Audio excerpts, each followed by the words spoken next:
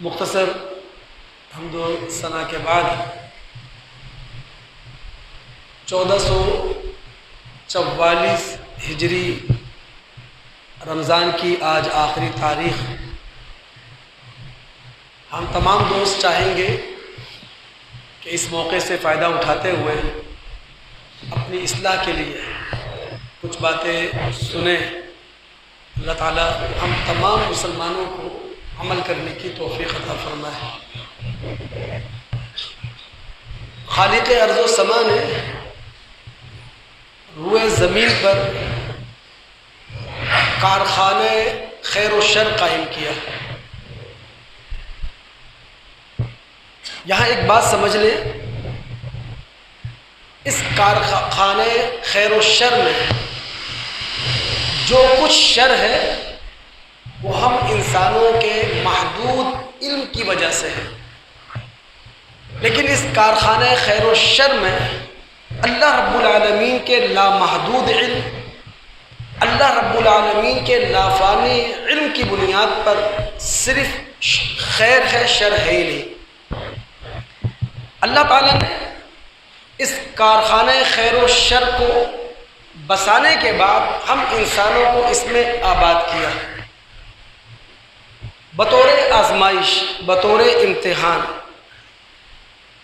اب یہاں ہمارے سامنے دو سوال ہیں کہ اللہ رب العالمین ہمارا ٹرائل کیوں لے رہا ہے، رب العالمین ہمیں امتحان میں کیوں ڈال رہا ہے، رب العالمین آزمائش کے امتحان سے ہمیں کیوں گزار رہا ہے۔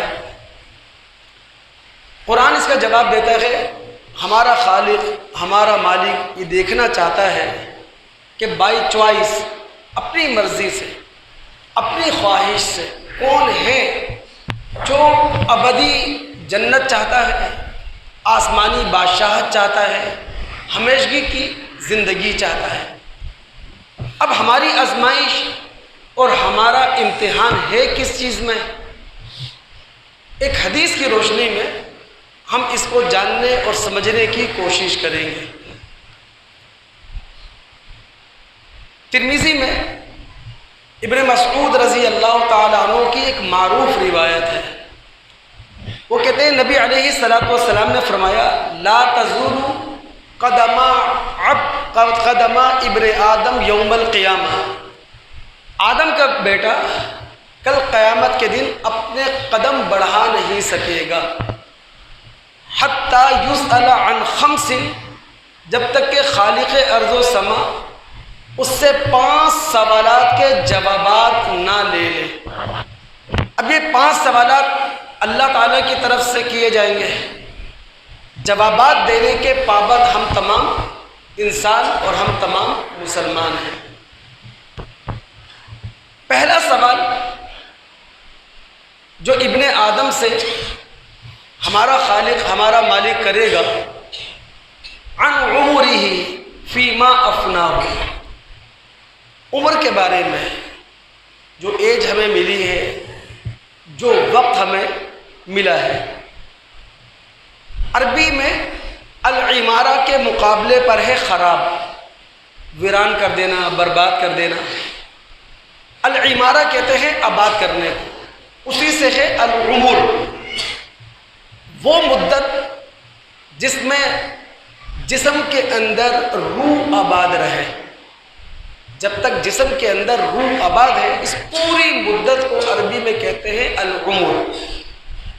اس عمر کے بارے میں اللہ رب العالمین ہم سب سے سوال کرے گا، اور ہم میں سے جس کو بھی وہ عمر مل گئی، جو عمر انسان پر آخری درجے کی حجت تمام کر دیتی ہے، تو پھر اللہ تعالیٰ کے سامنے ہمارا کوئی عذر قابل قبول نہیں ہوگا۔ اگر ہم مطالعہ کر سکیں سورہ فاطر کی آیات 36 اور 37، رب العالمین فرماتے ہیں والذین کفروا لہم نار جہنم، وہ لوگ جو منکرین حق ہیں ان کے لیے جہنم ہے۔ جب وہ جہنم میں چلے جائیں گے تو نہ تو وہاں فنا ہوں گے کہ موت آ جائے، نہ ان کا جہنم کا عذاب کم کیا جائے گا۔ اور پھر اللہ تعالیٰ فرماتے ہیں کذالک نجزی کل کفور، ہم ہر ناشکرے کو اسی طرح جزا دیا کرتے ہیں، اسی طرح بدلہ دیا کرتے ہیں۔ وہم یسترخون فیہا، جہنم کے اندر جہنمی چیخ چیخ کر خدا سے عرض کر رہے ہوں گے ربنا، اے ہمارے رب، اخرجنا، ہمیں اس جہنم سے نکال دے، ایک موقع اور دے دے، نعمل صالحا غیر الذی کننا نعمل، سیکنڈ ٹائم دنیا میں جا کر اب ہمارا عمل فرسٹ ٹائم سے مختلف ہوگا۔ اللہ تعالیٰ اس موقع پر کہیں گے اولم نعمرکم ما یتذکر فیہ من تذکر، کیا ہم نے تمہیں پہلی زندگی میں اتنی عمر نہیں دے دی تھی جس عمر میں تم سمجھ سکتے تھے کہ کیا صحیح ہے کیا غلط ہے، کیا بہتر ہے اور کیا برا ہے، کیا کرنا چاہیے تھا کیا نہیں کرنا چاہیے تھا۔ وجاءکم النذیر، اور صرف تمہیں عمر نہیں دی تھی بلکہ تمہارے درمیان ایک خبردار کرنے والا موجود تھا، تمہارے اندر ایک وارنر موجود تھا، تمہارے اندر ایک متنبہ کرنے والا بھی موجود تھا۔ فذوقوا، آج تو بس جہنم کے عذاب کا مزہ چکھو، فما للظالمین من نصیر، ظالموں کے لیے آج کوئی مدد کرنے والا نہیں آئے گا۔ بخاری کتاب الرقاق میں جائیں، سیدنا ابو ہریرہ رضی اللہ تعالیٰ عنہ کی روایت ہے، وہ کہتے ہیں نبی علیہ الصلوۃ والسلام نے فرمایا اعذر اللہ امرئ، کہ اللہ رب العالمین کے سامنے اس شخص کا عذر کسی بھی درجے میں قابل قبول نہیں ہوگا، بلغہ 60 سنہ، جس کو اللہ تعالیٰ نے کم سے کم 60 سال کی عمر دے دی ہے، 60 سال کی عمر مل گئی، اس کے بعد بھی ایک انسان اس بات کو نہیں جان سکا، نہیں سمجھ سکا، اس کی جانچ پڑتال نہیں کر سکا کہ اسے کیا قدم اٹھانا چاہیے تھا کیا قدم نہیں اٹھانا چاہیے تھا، اس کی فکر کس طرح ہونی چاہیے تھی، اس کی سوچ کس طرح نہیں ہونی چاہیے تھی۔ تو رب العالمین جب کسی کو دوستو وہ عمر دے دے، جو عمر انسان پر حجت تمام کر دے، تو پھر خالق کے سامنے کوئی عذر نہیں چلے گا۔ اس عمر کے حوالے سے ہم نے اپنے آپ کو تیار کرنا ہے، ابن آدم نے اپنے آپ کو تیار کرنا ہے۔ یہ جو گزرتا ہوا رمضان ہے نا دوست، یہ ہم سے ایک تقاضا کر رہا ہے، یہ ہم سے کہہ رہا ہے کہ ہم اپنا جائزہ لیں، ہم اپنا احتساب کریں کہ ہمارے خالق اور مالک نے یہ 30 روزے ہم سے رکھوائے، اس کا مقصد صرف اتنا تھا کہ صراط مستقیم کے پرخطر راستے پر ہم اپنا سفر جاری رکھ سکیں، مشکلات بھرے اس راستے پر ہم کامیابی کے ساتھ سفر کر سکیں۔ اب ہم نے جائزہ یہ لینا ہے، کیا ہم تمام دوستوں نے تقوی، طہارت، اخلاق اور روحانیت کا اتنا فیول اپنے اندر جمع کر لیا ہے کہ رمضان گزر جانے کے بعد جو 11 مہینے ہیں، ان 11 مہینوں میں اس پرخطر راستے پر ہم اپنا سفر کامیابی کے ساتھ جاری رکھ سکیں، چونکہ اندھے جذبات کی آندھیاں اٹھیں گی، یہاں خواہشات کے جھکڑ چلیں گے، ذاتی مفادات کے طوفان، ان کا بھی سامنا ہمیں کرنا پڑے گا۔ اور اس گزرتے ہوئے رمضان کا دوستو ایک اور بہت بھاری سبق ہے، وہ اپنے اعمال کی حفاظت، یعنی جن اعمال کا سلسلہ ہم تمام دوستوں نے رمضان میں قائم کیا ہے، رمضان میں شروع کیا ہے، اور پھر اس کے بعد پورا رمضان الحمدللہ اس پر ہمارا عمل جاری رہا۔ اب رمضان گزر جانے کے بعد ان اعمال کی ہم نے حفاظت کرنی ہے، یہ ہے رمضان گزرتے ہوئے رمضان کا سبق۔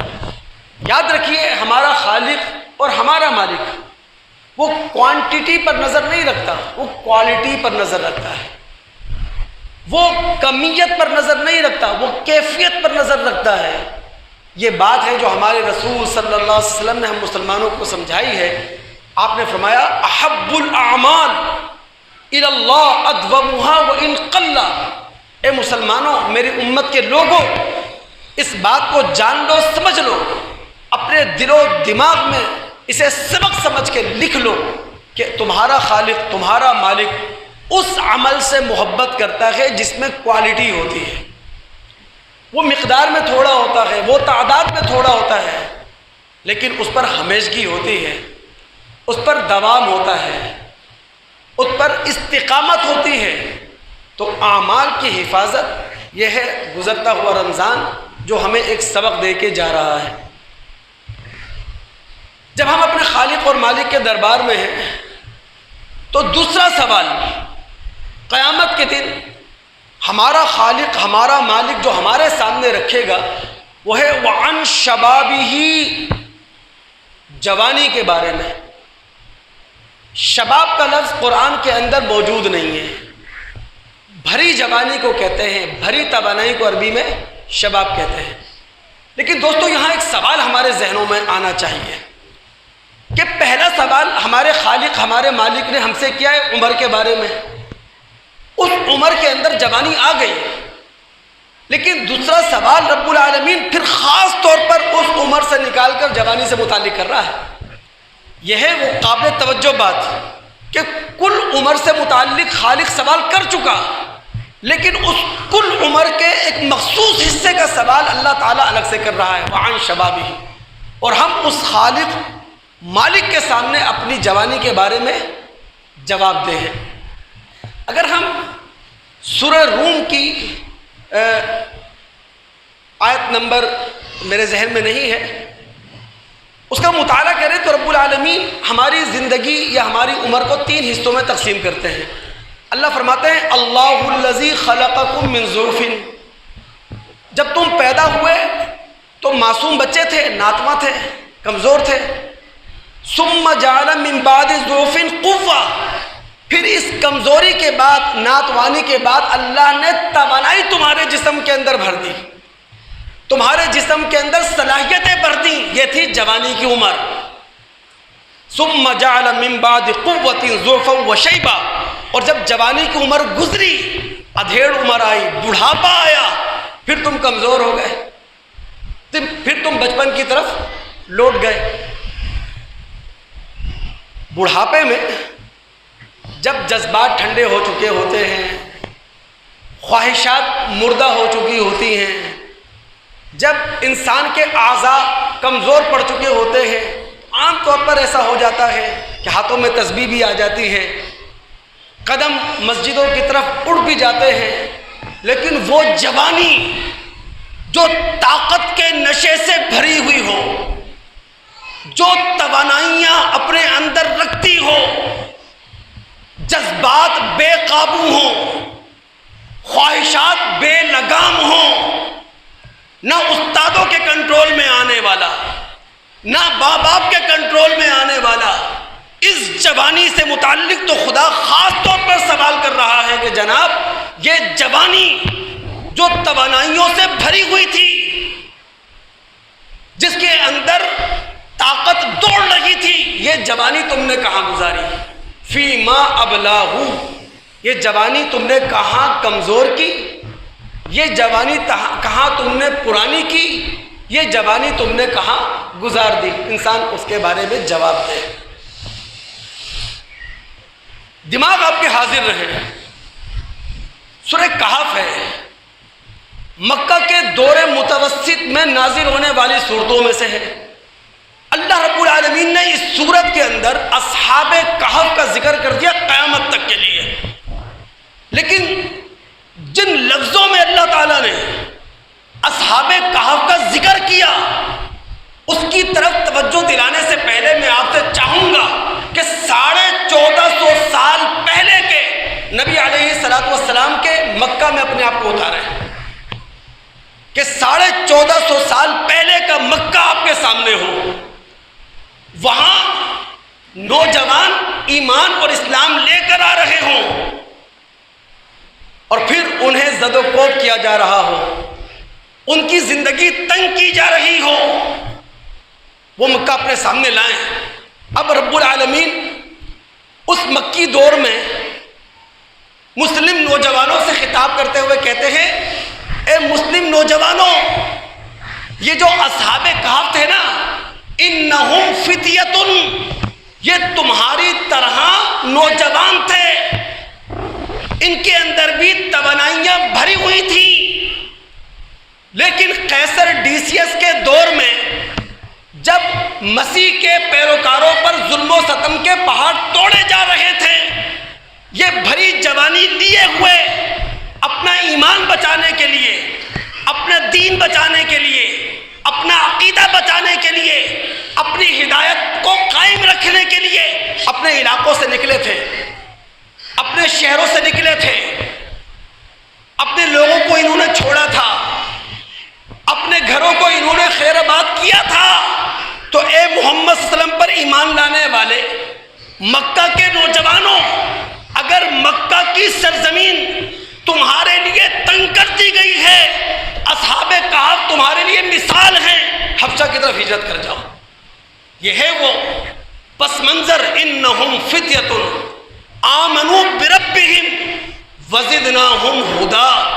یہی الفاظ دوستو 1450 سال کے بعد امت مسلمہ کے نوجوانوں سے کہہ رہے ہیں، انہم فتیۃ، تم نوجوان ہو، توانائیاں تمہارے اندر دوڑ رہی ہیں، بجلیاں تمہارے اندر دوڑ رہی ہیں، امت مسلمہ کو آج تمہاری ضرورت ہے، مذہب اسلام کو آج تمہاری ضرورت ہے، قرآن و سنت کو آج تمہاری ضرورت ہے۔ دوستو، کسی بھی قوم کا اصل سرمایہ وہ نوجوان ہوا کرتے ہیں۔ چائنا، جاپان ریاستی سطح پر اعلان کرتے ہیں کہ جناب اگر ایک کپل ایک بچے کے پیرنٹس ہیں، ان کو یہ فیسلٹیز ملیں گی، 2 بچوں کے ماں باپ ہیں تو انہیں یہ کچھ مراعات دی جائیں گی، ایسا ہی ہے نا۔ کسی بھی قوم کا اصل سرمایہ وہ نوجوان ہے۔ اللہ رب العالمین کا کرم دیکھیں، رب العالمین کا انعام دیکھیں، پاکستان کی 23 کروڑ کی آبادی میں 60% جوان و نوجوان ہیں، لیکن کسی کو فکر نہیں ہے دوست، ہمارا یہ نوجوان منہ میں ماوا رکھا ہوا ہے، منہ میں گٹکا رکھا ہوا ہے، نشے کا عادی اپنے آپ کو بنایا ہوا ہے۔ کس طرح منصوبہ بندی سے ہمارے اس نوجوان کو چرس پلائی جا رہی ہے، بھنگ پلائی جا رہی ہے، افیون کا عادی بنایا جا رہا ہے، شراب خانوں کے باہر لائن میں کھڑا کیا جا رہا ہے، کسی کو فکر نہیں، کوئی ریاست نہیں، کوئی ادارہ، کوئی گھرانہ، کوئی بڑے۔ محمد صلی اللہ علیہ وسلم نے کیا فرمایا کہ کل قیامت کا دن ہوگا، اللہ رب العالمین عرش کے سائے کے نیچے جن 7 قسم کے لوگوں کو اپنے عرش کے سائے میں جگہ دیں گے، شاب نشأ فی عبادت اللہ، وہ نوجوان جو اپنی جوانی اللہ کی عبادت کی نظر کر دے، جو اپنی جوانی اللہ کی اطاعت کی نظر کر دے، جو اپنی جوانی اللہ رب العالمین کے دین کی نظر کر دے۔ تو ہم سبھی دوست جو جوانی کی عمر گزار رہے ہیں، جو جوانی کی عمر گزار چکے ہیں، اللہ تعالیٰ کے سامنے جواب دہ ہیں، جوانی کی اس توانائی بھری ہوئی زندگی کے بارے میں۔ دوستو، یہ گزرتا ہوا رمضان ایک اور بات بھی ہمیں سکھا رہا ہے، ہم جائزہ لیں اس بات کا، ہم احتساب کریں، کیا 30 دن کے اس پیریڈ میں ہم اللہ رب العالمین سے سچی توبہ کر چکے ہیں، توبۃ نصوحہ کر چکے ہیں، اور کیا ہم تمام مسلمانوں نے سچی توبہ کر کے اپنے آپ کو استغفار کے قلعے میں محفوظ کر لیا ہے، اور سچی توبہ کرنے کے بعد استغفار کے قلعے میں اپنے آپ کو محفوظ کر لینے کے بعد کیا خدا تعالیٰ ہمارا قبلہ ہے، ہمارا کعبہ ہے؟ چونکہ نبی علیہ الصلوۃ والسلام فرماتے ہیں وَيَتُوبُ اللَّهُ عَلَى مَن تَابَ، اللہ تعالیٰ اس شخص کی طرف، اس قوم کی طرف متوجہ ہوتا ہے کہ جو اللہ تعالیٰ کی طرف رجوع کرے۔ یہ بڑا پیغام ہے دوست۔ پھر ظاہر ہے کہ گزرتا ہوا رمضان ہے، مغرب کی اذان ہونی ہے، ہم نے روزہ کھولنا ہے، یہ رمضان ہم سے 1444 سے رخصت ہو جائے گا۔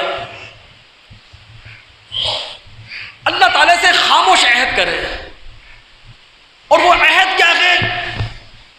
حق اللہ کی ادائیگی میں انشاءاللہ حتی الامکان ہم غفلت سے کام نہیں لیں گے۔ حق اللہ کی ادائیگی میں یعنی رمضان گزر جانے کے بعد بھی مسجدوں کو ہم آباد رکھیں گے انشاءاللہ۔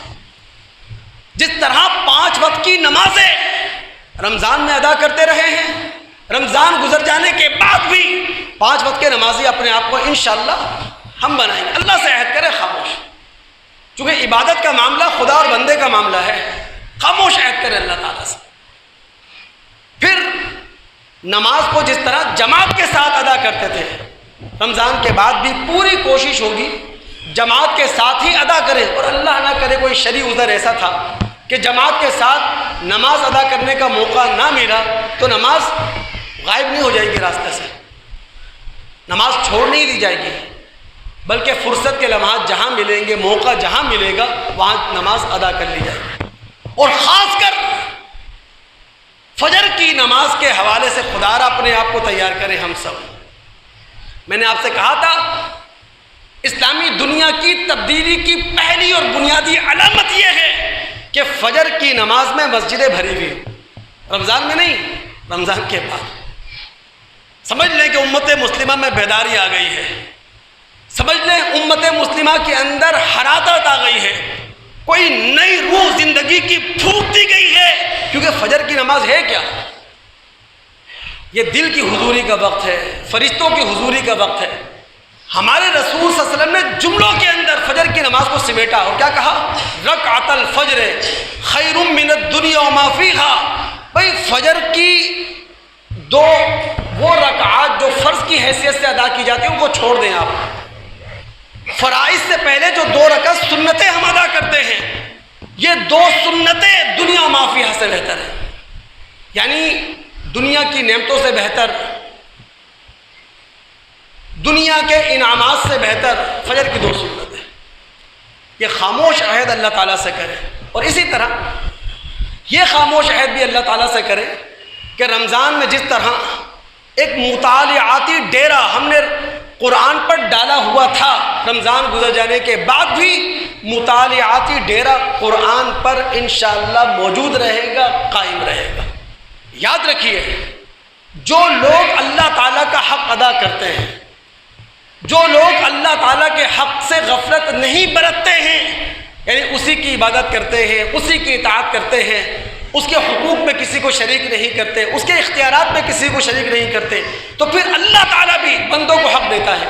اور بندوں کا حق اللہ کس طرح ادا کرتا ہے؟ اللہ یعذب، اللہ تعالیٰ بندے کو عذاب نہیں دیتا، اللہ تعالیٰ بندے کی گرفت نہیں کرتا۔ پھر جب ہم خالق اور مالک کے دربار میں ہیں، قیامت کا دن ہے، قیامت بپا ہے، تو ہمارا خالق، ہمارا مالک ایک تیسرا سوال ہم سے کرے گا، وعن مالہ، مال کے بارے میں۔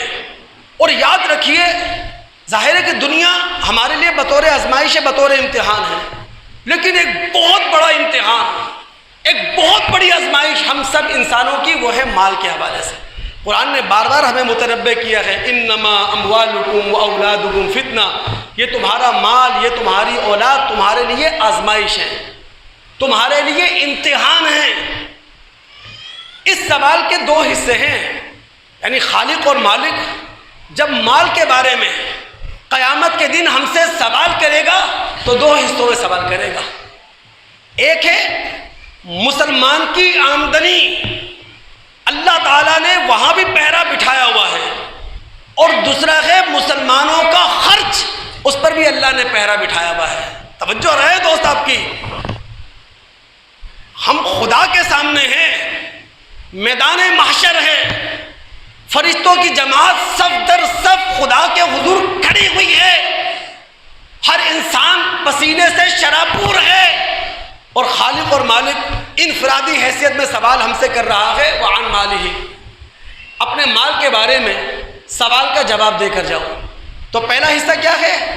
اللہ پوچھے گا من این اکتسبہ، یہ مال کمایا تم نے کیسے؟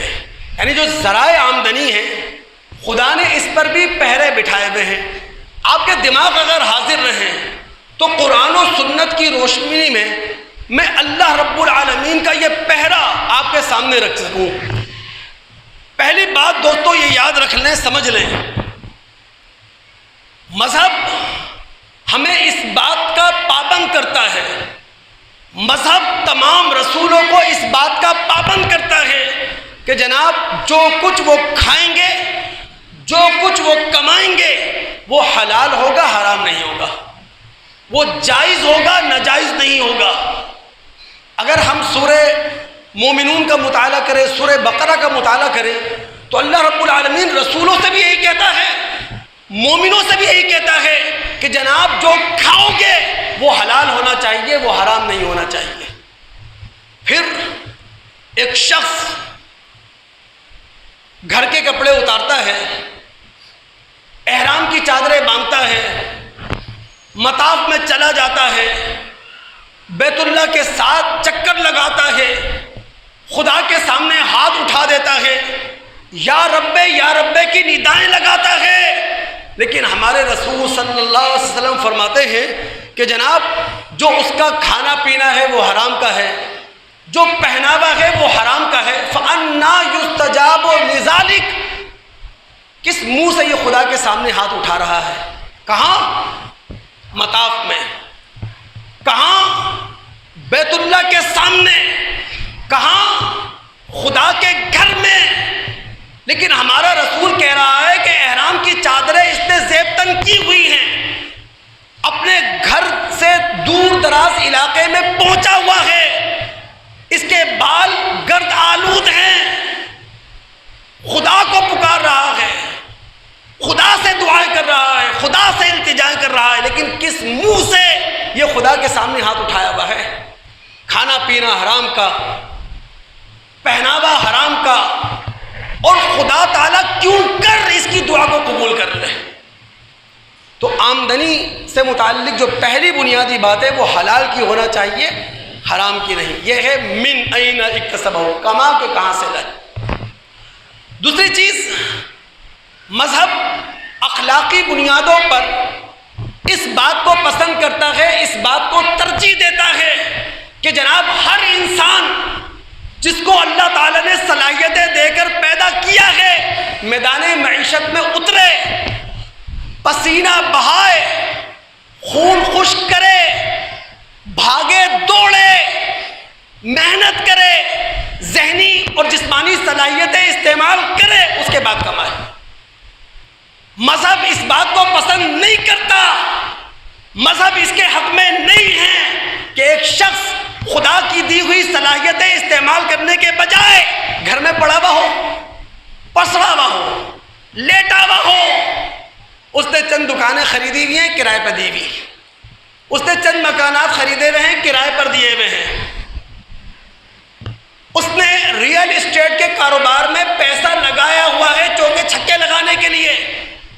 300 سے 400 ارب ڈالر ہم پاکستانیوں نے یا پاکستان کے ایک مخصوص طبقے نے ریئل اسٹیٹ میں پھنسائے ہوئے ہیں، چوکے چھکے لگانے کے لیے۔ ایک مخصوص طبقہ 23 کروڑ پاکستانیوں کو سولی پر لٹکایا ہوا ہے اپنے چوکے چھکے کے لیے۔ مذہب اس کا قائل نہیں ہے، مذہب اس کو اخلاقی نقطہ نظر سے بالکل پسند نہیں کرتا۔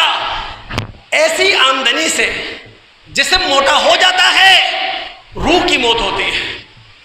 اسی لیے ہمارے رسول صلی اللہ علیہ وسلم نے فرمایا بہترین وہ کھانا جو تم اپنے دسترخوان پر بیٹھ کر کھاتے ہو وہ کھانا ہے ان یاکل من عمل یدہ، جو محنت کر کے میدان معیشت میں اتر کے خون خوش کر کے پسینہ بہا کے حاصل کرتے ہو. اور پھر رسول نے مثال کس کی دی؟ داؤد علیہ السلام کی.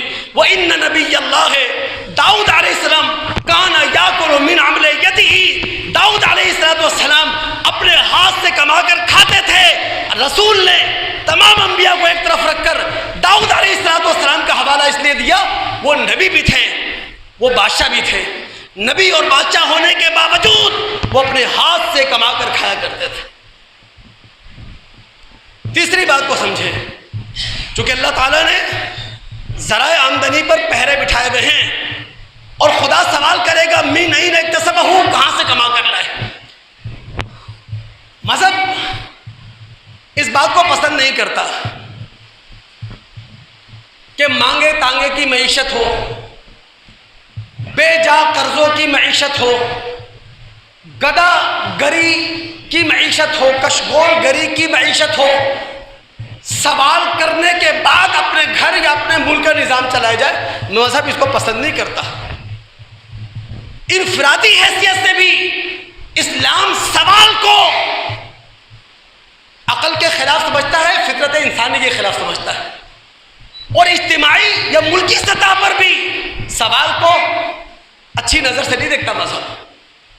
نبی علیہ السلام کے پاس صحابی آیا، غور کیجئے گا، اپنے رسول صلی اللہ علیہ وسلم جتنے درود پڑھ سکتے ہیں پڑھیں، جتنا بڑا ان کو محسن مانا جا سکتا ہے مانیں. اللہ کی قسم نبی علیہ السلام کی سیرت کا وہ عمیق مطالعہ نہیں کیا گیا، یا نبی علیہ السلام کی سیرت کے وہ گوشے بے نقاب نہیں کیے گئے جو بے نقاب کرنا چاہیے تھا. اب رسول کی پالیسی دیکھیے آپ، گھر کی حیثیت میں، ملک کی حیثیت میں. صحابی آیا، ضرورت مند تھا، سوال کر دیا اس نے. نبی علیہ السلام نے اس کے گھر کا اثاثہ منگوا لیا، اپنے گھر کا پورا اثاثہ لیا. اور جب وہ شخص اپنے گھر کا اثاثہ لے کر آیا، موٹا کپڑا تھا اور ایک پیالہ تھا. نبی علیہ السلام نے اسی محفل میں دونوں چیزیں نیلام کروا دی، 2 درہم کی. 1 درہم سے اس کے گھر میں راشن ڈلوایا، دوسرے درہم سے نبی علیہ السلام نے اپنے ہاتھ سے کلہاڑی ٹھوک کر دی. اور پتہ ہے اس نے کیا کہا تھا؟ لا ارینک عشرۃ یوما، تمہیں میں 15 دن تک نہ دیکھوں. کون نہ دیکھے؟ رسول. کہاں نہ دیکھے؟ مدینہ میں. کس گھر میں نہ دیکھے؟ مسجد نبوی میں. 15 دن تک تمہیں نہ دیکھوں. 15 دن کے بعد 10 درہم وہ لے کر آیا. اب وہ پاورفل آدمی تھا مدینہ کا، اپنی ضرورتیں پوری کر سکتا تھا، گھر میں راشن ڈلوا سکتا تھا، بچوں کی جائز خواہشات پوری کر سکتا تھا، اچھے کپڑے بنوا سکتا تھا. پتہ ہے جب وہ رسول کے پاس آیا، رسول نے کیا کہا؟ ھذا خیر لک، یہ تمہارے لیے بہتر ہے، تو تم خون خشک کرو، تم پسینہ بہاؤ، من ان تجیء المسئلہ، اس بات سے کہ تم لوگوں کے سامنے سوال کرو. انفرادی حیثیت میں سوال کرنا اسلام کی نگاہ میں اچھا نہیں. ملکی سطح پر سوال کرنا، بیجا قرضوں کی معیشت چلانا اسلام کی نگاہ میں صحیح نہیں. یہ ہے تو ہم کل قیامت کے دن خدا کے سامنے جواب دہ ہیں. کس بات پہ؟ من این اکتسبہ، یہ کہاں سے کما کر لائے تھے مال. یہاں دوستو رمضان جو گزر رہا ہے، یہ ایک اور سبق بھی ہمیں دے رہا ہے کہ خدا را اللہ تعالیٰ سے ایک خاموش معاہدہ اور کریں. وہ یہ کہ جس طرح حق اللہ کے معاملے میں غفلت نہیں برتیں گے، اسی طرح حقوق العباد کے معاملے میں بھی غفلت نہیں برتیں گے. یہ ہے وہ خاموش. اور اگر رمضان گزر گیا، رمضان گزار دیا، اس کے اخلاقی نتائج نہیں سمیٹے، اس کے روحانی فوائد اپنے دامن میں جمع نہیں کیے، تو پھر ظاہر زندگی کی گاڑی اسی طرح چلتی رہے گی جس طرح چل رہی ہے. اللہ تعالیٰ سے خاموش عہد کریں، انا کی قربانی دیں، انا کی قربانی دینا سیکھیں۔ کیا کہا ہمارے رسول نے؟ بڑا بد نصیب ہے وہ انسان، بڑا بد نصیب ہے وہ مسلمان جو اپنے بوڑھے والدین کو پالے، اس کے باوجود ان کی خدمت کر کے لم يدخل الجنہ، جنت میں نہ جا سکے۔ ہمارے رسول نے کہا لا يدخل الجنہ قاطع، اللہ تعالیٰ اس شخص کو جنت میں داخل نہیں کرے گا جو رشتوں پر تیشے چلاتا ہے، جو رشتوں کی پردہ دری کرتا ہے، جو رشتوں کو کمزور کرتا ہے، جو رشتوں کو اجنبی بناتا ہے، اللہ ایسے شخص کو جنت میں داخل نہیں کرے گا۔ ہمارے رسول نے کہا لا يدخل الجنہ من لا یامن جارہ بوائقہ، وہ شخص جنت میں نہیں جائے گا جس کا پڑوسی اس کی غلط حرکتوں سے محفوظ نہ ہو، اس کے شر سے محفوظ نہ ہو۔ اور پتہ ہے ہمارے رسول نے اللہ کا ایک قانون بیان کیا ہے، اللہ کا ایک دستور ہمارے سامنے رکھا، وہ کیا؟ لا یرحم اللہ۔ دوستو دماغ میں بٹھا لیں، دل پر تحریر کر لیں، آپ کے رسول کی بات ہے، ہمارے نبی کی بات ہے، خاتم النبیین کی بات ہے، جن پر نبوت ختم ہو چکی، جن کے بعد کوئی دوسرا نبی نہیں۔ آپ نے کہا کیا ہے؟ لا یرحم اللہ من لا یرحم الناس۔ اے میری امت کے لوگوں، اللہ کے اس قانون کو اپنے دلوں پر تحریر کر لو، اللہ اس پر رحم نہیں کرتا جو اللہ کے بندوں پر رحم نہ کرے۔ یہ ہے گزرتے ہوئے رمضان کا پیغام۔ اب اللہ تعالیٰ مال کے بارے میں سوال کر رہا ہے۔ سوال کے پہلے حصے سے ہم گزرے، اب سوال کا دوسرا حصہ مال کما لیا۔ اب اللہ پوچھے گا وفی ما انفقہ، خرچ کہاں کیا؟ یعنی ایک مسلمان، ایک مومن خرچ کرنے میں بھی آزاد نہیں ہے، وہاں بھی اللہ نے پہرے بٹھائے ہوئے ہیں۔ سورہ فرقان آخری رکوع میں آپ جائیں، اللہ تعالیٰ بندہ رحمان کی صفات بیان کرتے ہوئے کہتے ہیں والذین اذا انفقوا لم یسرفوا ولم یقتروا وکان بین ذلک قواما۔ بندہ رحمان، بندہ مومن جب اپنا مال خرچ کرتے ہیں تو فضول خرچ نہیں کرتے، خرچ کرنے میں بخیلی نہیں دکھاتے، بلکہ بخیلی اور فضول خرچی کے درمیان اعتدال پر رہ کر خرچ کرتے ہیں۔ یاد رکھیے بندہ مومن، بندہ رحمان، ایک مسلمان ناجائز جگہ تو خرچ کر ہی نہیں سکتا کہ شراب نوشی پہ خرچ کرے گا، قمار بازی پہ خرچ کرے گا، عیاشی پہ خرچ کرے گا، یار بازی پر خرچ کرے گا، میلے ٹھیلوں پر خرچ کرے گا۔ اور اسی طرح بندہ مومن، بندہ رحمان جائز کاموں میں بھی خرچ کرتا ہے تو ضرورت کے مطابق خرچ کرتا ہے، اعتدال کے دائرے میں رہ کر خرچ کرتا ہے۔ اب وہ ضرورت غذا کی ہو، وہ ضرورت لباس کی ہو، وہ ضرورت مکان کی ہو، وہ ضرورت زیب و آرائش کی ہو، یا وہ ضرورت شادی بیاہ کی ہو، مومن خرچ کرے گا جائز جگہ پر ضرورت کے مطابق، ایک حد میں رہ کر، حد سے تجاوز نہیں کرے گا۔ وفی ما انفقہ، اللہ پوچھے گا، اللہ نے خرچ کرنے پر پہرے بٹھائے ہوئے ہیں۔ اللہ کی قسم مالداروں پر مجھے انتہائی افسوس ہے، آنکھیں بند کر کے خرچ کرتے ہیں، انہیں پتہ ہی نہیں ہے معاشرے کی ترقی کہاں ہے، معاشرے کی تخریب کہاں ہے۔ میں نے آپ سے کہا تھا یہ جو دسترخوان لگتے ہیں یہ قوم کے بھکاریوں میں مزید اضافے کے لیے ہیں، یہ تعمیر کے لیے نہیں ہے۔ اور ایک پیسے والا آدمی آنکھیں بند کر کے دے دیتا ہے، ایسا نہیں۔ ایک مسلمان، ایک مومن جب اللہ کا دیا ہوا مال خرچ کرتا ہے ترجیحات قائم کرتا ہے، اور ترجیحات کس اصول پہ قائم کرتا ہے؟ الحق للقریب، سب سے پہلا حق کس کا ہے؟ قریبی کا۔ سب سے قریب کون ہوتے ہیں؟ جو اس کے زیر کفالت ہوں، بیوی بچے، ماں باپ، اس کے گھر میں کام کرنے والے، اس کے رشتہ دار، اس کی برادری، اس کی قوم، اس کے محلے کے لوگ اب اگر خرچ کرنے سے بچ جائے تو باہر نکلو. ہمارے ہاں محلہ چھوڑ کر، خاندان چھوڑ کر، قوم چھوڑ کر، برادری چھوڑ کر دور دور جاتے خرچ کرنے. یہ مومن کی ترجیحات نہیں ہیں. میں ایک حدیث سناؤں مسلم کی، غور کیجئے گا.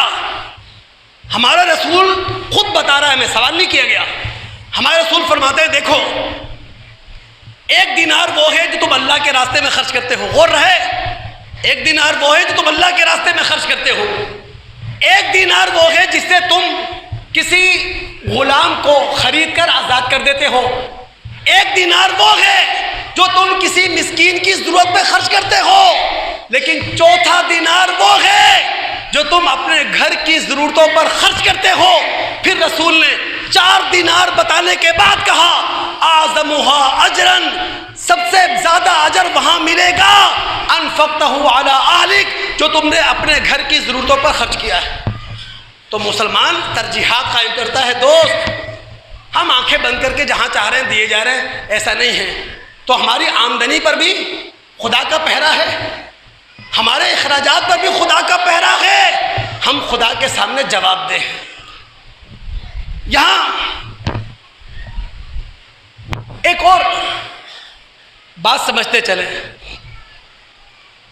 قیامت کے ناموں میں سے ایک نام ہے یوم التغابن، ہار جیت کا دن. جو منکر آخرت ہوتے ہیں، آخرت کا انکار کرنے والے.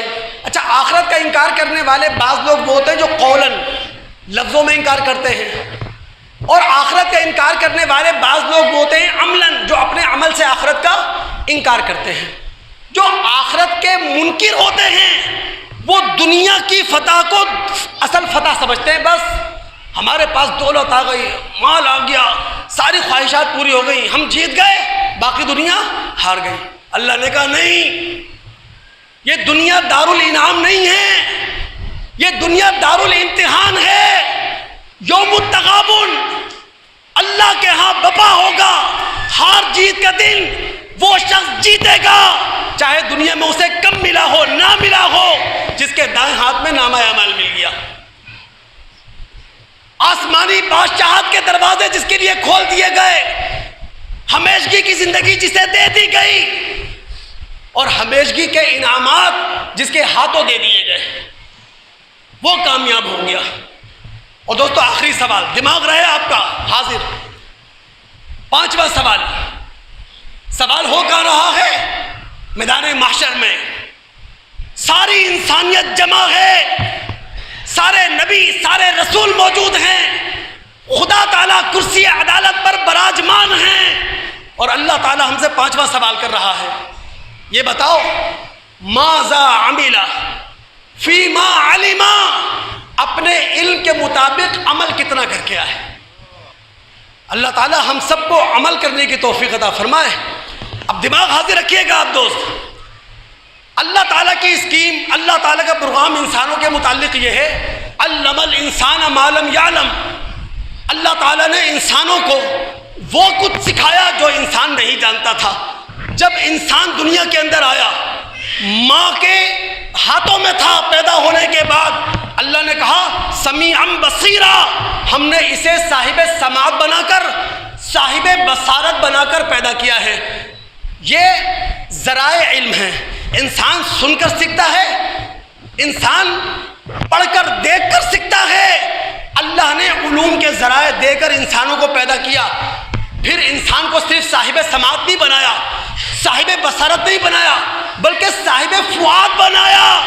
یعنی انسان سننے اور دیکھنے کے بعد نتائج نکال سکے، نئی تھیوریز ہمارے سامنے پیش کر سکے، نئی نئی دنیایں ہمارے سامنے دریافت کر سکے. اسی لیے قرآن کہتا ہے سورہ بنی اسرائیل میں، ان السمع والبصر والفؤاد کل اولئک کان عنہ مسئولا.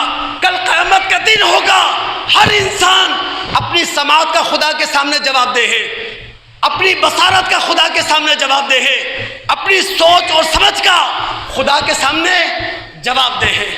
دوستو، قرآن کی جو پہلی وحی ہے وہ ہے اقرا. خدا کا سب سے بڑا انعام انسانوں پر یہ ہے کہ اس نے انسانوں کو علم دیا ہے، علم حاصل کرنے کے مواقع دیے ہیں.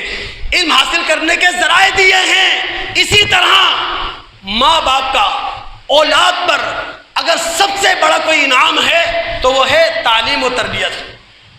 ماں باپ کی اولین اور پہلی ذمہ داری اپنی اولاد کو تعلیم یافتہ بنائیں، اپنی اولاد پر کی بھرپور تربیت کریں۔ سب سے بڑی دولت ہے ماں باپ کی طرف سے جو اپنے اولاد کے ہاتھوں میں دیں گے، وہ تعلیم و تربیت کی شکل میں۔ اسی طرح کوئی فلاحی ریاست ہو، اس فلاحی ریاست کی سب سے بڑی خدمت اپنے شہریوں کے لیے یہ ہے کہ وہ تعلیم کے مواقع پیدا کرے، وہ تعلیم کو سہولت کے ساتھ ہر شخص کو حاصل کرنے کا موقع فراہم کرے۔ اس سے بڑی کوئی خدمت ریاست کی طرف سے نہیں ہو سکتی۔ اور جو ممالک، جو ریاستیں اپنے باشندوں کو اعلیٰ تعلیم دلوا رہی ہیں وہ کامیاب ہیں۔ تو اللہ کی پالیسی بھی، ماں باپ کی پالیسی بھی یہی ہونا چاہیے، ریاست کی بھی یہی پالیسی ہونا چاہیے۔ ایک ضعیف روایت ہے ابن ماجہ کی، نبی علیہ الصلوۃ والسلام فرماتے ہیں طلب العلم فریضۃ علی کل مسلم، علم حاصل کرنا ہر مرد اور عورت پر فرض کے درجے میں ہے۔ تو دوستو علم سے شعور آتا ہے، علم سے زندگی بنتی ہے، علم سے انقلاب آتا ہے، علم سے تبدیلی بنتی ہے، علم سے قوم کھڑی ہوتی ہے، علم سے بلندی کے مدارج طے ہوا کرتے ہیں۔ اب اللہ تعالی ہمیں کٹھیرے میں کھڑا کرے گا اور کہے گا یہ بتاؤ اپنے علم کے مطابق کتنا عمل کر کے آئے۔ میں مذہب کا طالب علم ہوں، خدا مجھ سے پوچھے گا حافظ صاحب یہ بتاؤ اپنے علم کا خدمت انسانی میں کتنا حصہ ڈالا۔ ایک ڈاکٹر سے خدا تعالیٰ کٹھیرے میں کھڑا کر کے پوچھے گا کہ اپنے اپنا جو میڈیکلی علم تھا اس کا کتنا حصہ انسانی خدمت پر تم نے صرف کیا۔ ایک انجینئر کو کھڑا کرے گا، ایک پروفیسر کو کھڑا کرے گا، ایک استاد کو کھڑا کرے گا، ہر شعبے سے وابستہ انسان کو اللہ تعالیٰ کھڑا کرے گا کہ جو کچھ دیا ہوا تھا ہمارا تھا، تمہارا کچھ نہیں تھا۔ یہ بتاؤ جو علم تمہارے پاس تھا، دنیا کا تھا، آخرت کا تھا، میڈیکل کا تھا، سائنس کا تھا، تم نے خدمت انسانی میں کتنا حصہ ڈالا؟ ہم سب جواب دیں ہیں۔ اسی طرح ہم سب کے پاس دینیات کا علم ہے، ہم سب کے پاس اسلامیات کا علم ہے، ہم سب قرآن کو جانتے ہیں، ہم سب سنت کو جانتے ہیں۔ دوستو جس شخص کے پاس، جس بھائی کے پاس، جس بہن کے پاس مذہب کا جتنا علم ہے، اگر اس علم کے مطابق عمل نہیں ہے تو خدا کے سامنے وہ جواب دہ ہے۔ اور آخری بات کہہ کر اپنی بات سمیٹتا ہوں، دل سے سنیے گا یہ بات۔ گزرتا ہوا رمضان ہے نا دوست، سال میں 8760 گھنٹے ہمیں ملتے ہیں، 8760 گھنٹے۔ رمضان کے 30 دنوں میں ہمیں 720 گھنٹے ملے ہیں۔ ان 720 گھنٹوں نے ہمیں بہت کچھ سکھایا ہے، ہمیں بہت کچھ پڑھایا ہے، ہمارے اندر تقویٰ انڈیلا ہے، ہمارے قلب کی تطہیر کی ہے، ہمارے اندر اخلاق پیدا کیے ہیں، ہماری روح کو نئی زندگی دی ہے ان 720 گھنٹوں نے۔ تو بس کوشش یہ کرنی ہے کہ مذہب اسلام بین الاقوامی سطح پر جو انسانی برادری قائم کرتا ہے، انسانی بھائی چارے کی، کہ ہر انسان چاہے وہ غیر مسلم ہے، چاہے وہ دشمن ہے، چاہے وہ دوست ہے، اس کے ساتھ انصاف کرنا ہے، اس کے ساتھ حق کی بات کرنی ہے، اس کے ساتھ سلامتی کے ساتھ رہنا ہے، اس کے ساتھ امن کے ساتھ رہنا ہے۔ اور اسی طرح قرآن ایک بھائی چارہ قائم کرتا ہے، اسلامی بھائی چارہ۔ جتنے کلمہ گو لوگ ہیں وہ سب آپس میں کیا ہیں؟ بھائی بھائی۔ ایک حدیث سن لیں، بات ختم کروں۔ اللہ کے رسول نے فرمایا المسلم اخو المسلم، ایک مسلمان دوسرے مسلمان کا بھائی ہے، لا یخونہ، ایک مسلمان دوسرے مسلمان کے ساتھ خیانت نہیں کرتا، ولا یکذبہ، ایک مسلمان دوسرے مسلمان کے ساتھ جھوٹ نہیں بولتا، ولا یخذلہ، ایک مسلمان دوسرے مسلمان کو مصیبت کے وقت اکیلا نہیں چھوڑتا۔ پھر رسول نے کہا کل المسلم علی المسلم حرام دمہ و مالہ و عرضہ، ہر مسلمان پر دوسرے مسلمان کی عزت حرام ہے، ہر مسلمان پر دوسرے مسلمان کی جان حرام ہے، ہر مسلمان پر دوسرے مسلمان کا مال حرام ہے۔ اللہ تعالیٰ سننے کے بعد عمل کرنے کی توفیق عطا فرمائے۔ رب العالمین رمضان کی جتنی برکتیں ہیں، جتنی سعادتیں ہیں، ہم تمام بہن بھائیوں کو سمیٹنے کی توفیق عطا فرمائے۔ گزرتا ہوا رمضان ظاہر ہے گزر جائے گا، اللہ تعالیٰ اس کی رحمت سے، اس کی برکت سے ہماری اخلاقی زندگیوں میں تبدیلی پیدا کر دے، ہمارے کردار بدل کے رکھ دے۔ اللہ رب العالمین قرآن کی روح ہمارے اندر پھونک دے، قرآنی اخلاق سے ہم سب کو نواز دے۔ السلام علیکم ورحمۃ اللہ وبرکاتہ۔